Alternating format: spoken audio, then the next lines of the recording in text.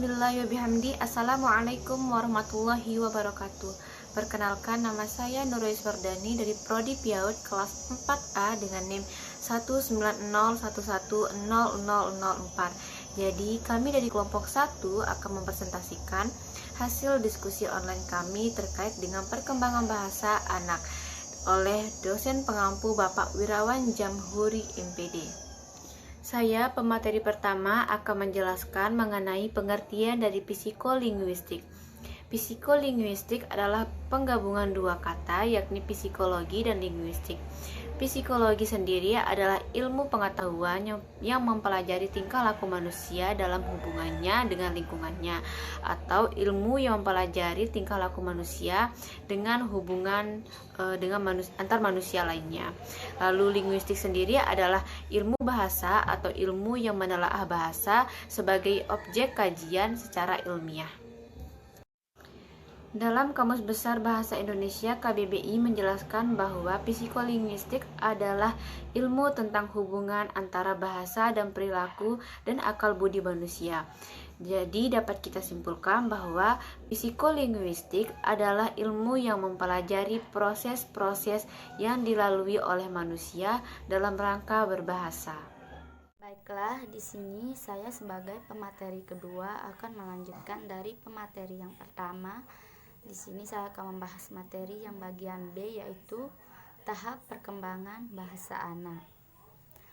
Perkembangan bahasa anak ditempuh melalui cara yang sistematis dan berkembang bersama-sama dengan usianya. Adapun tahap perkembangan bahasa anak menurut Dwordsky tahun 1990 yang dikutip oleh Eni Zubaidah dalam jurnalnya menyatakan bahwa dalam kehidupan manusia memiliki perkembangan bahasa melalui dua tahapan. Adapun tahapan yang pertama yaitu periode pralinguistik. Periode pralinguistik adalah masa anak sebelum mengenal bahasa atau mampu berbahasa.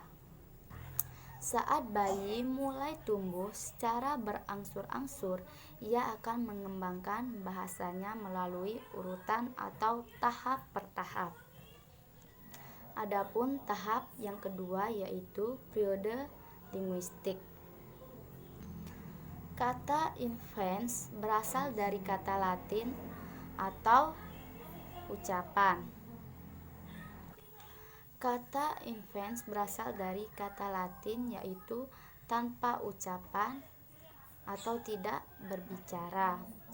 Kata infans, bayi, berasal dari hal tersebut tampak logis jika dianggap kata-kata yang kali pertama diucapkan oleh seorang anak sebagai titik akhir dari masa bayi. Adapun tahap perkembangan bahasa anak menurut salah satu ahli yaitu Laundstedt. Ahli Laundstedt menyatakan bahwa perkembangan bahasa anak dibagi menjadi 3 bagian, yaitu pertama tahap pralinguistik dan tahap yang kedua yaitu tahap prolinguistik dan tahap yang ketiga tahap linguistik.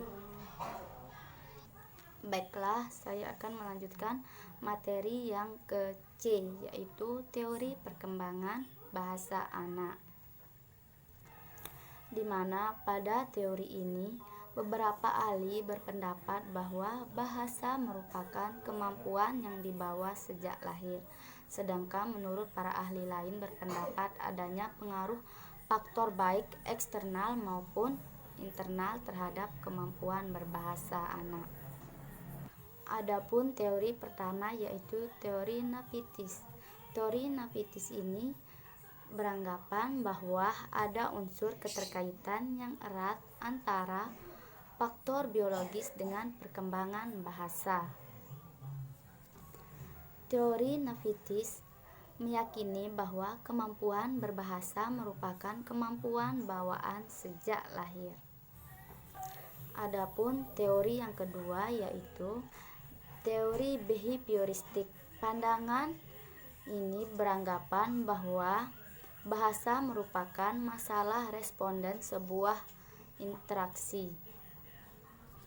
Adapun teori yang ketiga yaitu teori perkembangan, di mana masa kognitif atau teori ini beranggapan bahwa berpikir sebagai prasyarat berbahasa, terus berkembang sebagai hasil dari pengalaman dan penalaran, di mana teori ini menekankan bahwa proses berpikir dan penalaran.